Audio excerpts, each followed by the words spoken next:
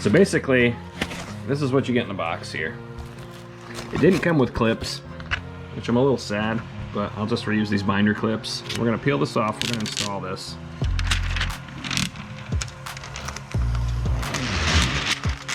All right, so all we do is we take our clips off the front and the back. That's the existing plate.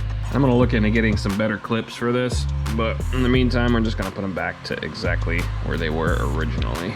Now, I know for a fact when this goes to home that it's gonna bury into this plate, just because I couldn't put the plate on with this in the home position.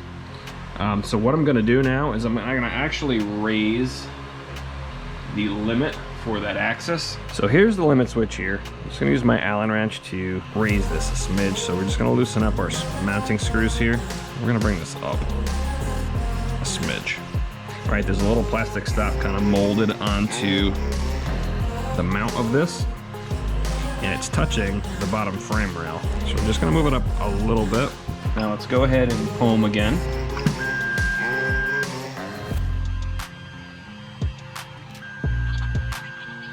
Now let's see if I can show you exactly what's going on here. So if you see, you can actually see where the plastic's being kind of extruded out. The nozzle is actually still below the level of this glass. Even with that, it's raised, right? Because this glass surface is a lot thicker than this original build plate. So this is good, because what this is gonna do now for me is it's going to allow me to tighten these springs up a bit more,